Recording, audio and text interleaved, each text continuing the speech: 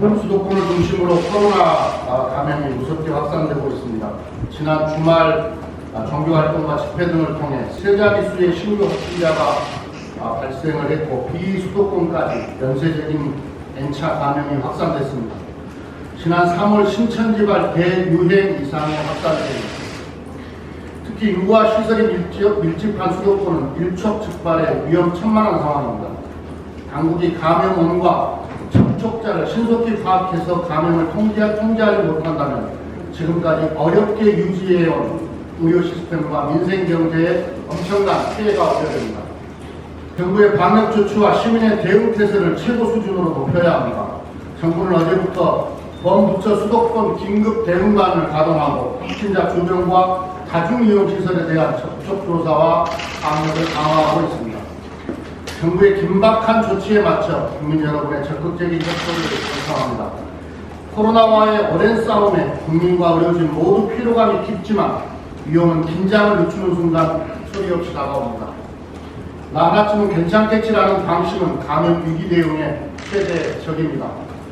정부의 사회적 거리두기 2단계 조치에 적극적인 동참을 호소드립니다. 정부도 방역 대책에 빈틈이 없는지 철저히 살피고 확산세가 전국으로 번지지 않도록 총력 대응해 주시기 바랍니다. 권고나 자제 요청만으로 사태를 진정시킬 수 없다는 판단이 서면 신속하게 최고 단계의 추가 대응 조치를 취하겠습니다.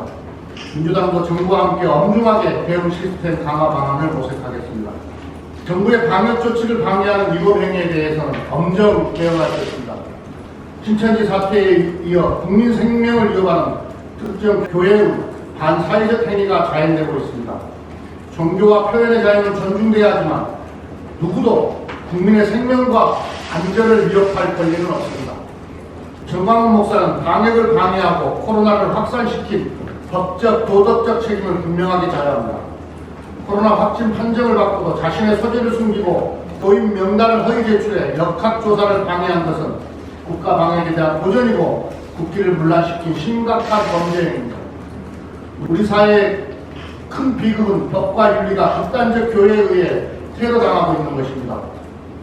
정광훈 목사의 반사회적 위법 행위는 결코 종교적 자유의 이름으로 용납될 수 없습니다. 미래통합당은 8.15 집회를 사실상 방조한 것에 대해 국민 앞에 사과해야 합니다. 이미 서울시는 방역 강화를 위해 8.15 집회 금지 조치를 발표했습니다.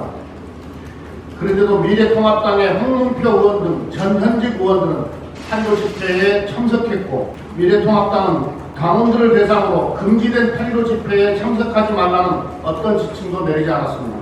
과거 광화문 집회에 미래통합당이 참석했던 경우가 많았기 때문에 이번에도 그럴 가능성이 있음을 인식하고 적극적으로 참석 금지 조치를 취해야 옳았다고 생각합니다.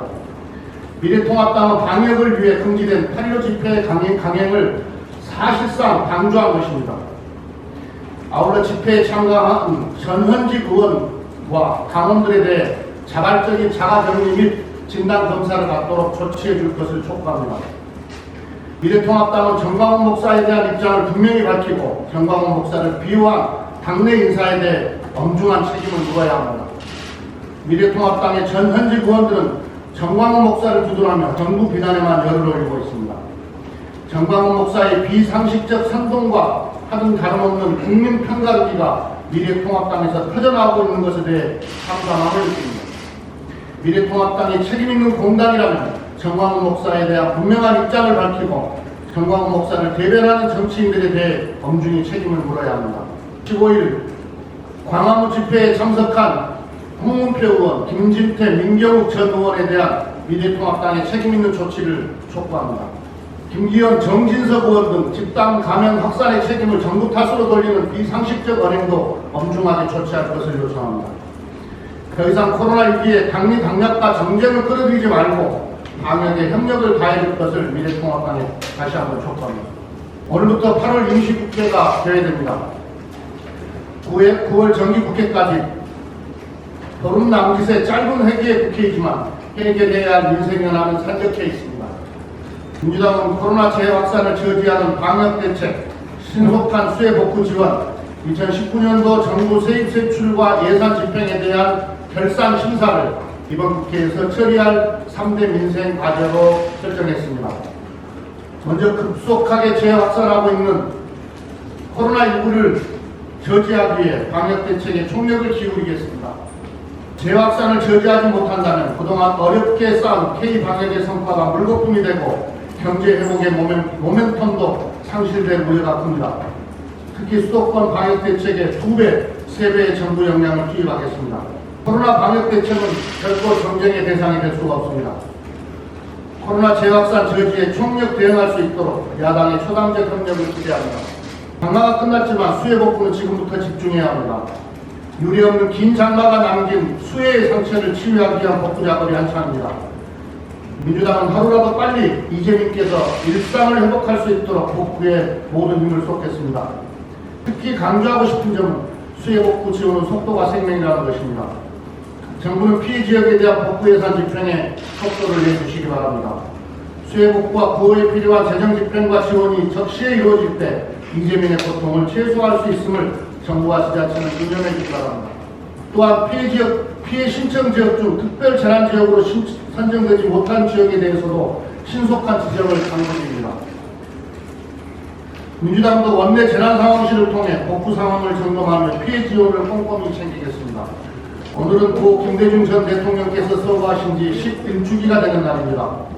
지도자는 희망을 전하는 현인이라는 격언처럼 나라가 어려울 때 국민에게 위기를 극복할 수 있다는 희망을 심어주는 지도자의 역할이 중요합니다. 고 김대중 대통령은 온갖 고난과 역경 속에서도 국민의 힘을 믿고 국민과 함께 민주와 평화를 꽃피운 시대의 지도자였습니다.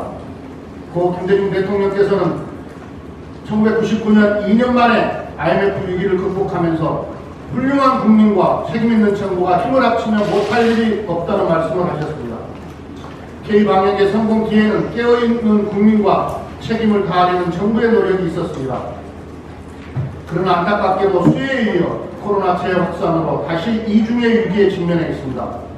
다시 한번 고 김대중 대통령님의 말씀을 되새겨 국민의 소리에 귀 기울이고 국민의 뜻을 받들어 위기 극복에 매진하겠습니다. 국민과 함께 할 수 있다는 희망을 가지고 오늘의 국가적 위기를 새로운 국가 대전환의 기회로 만드는 민주당이 되겠습니다. 정의가 강물처럼 흐르고 평화의 물결이 한반도에 넘쳐흐르는 김대중 대통령의 꿈을 실천하겠습니다.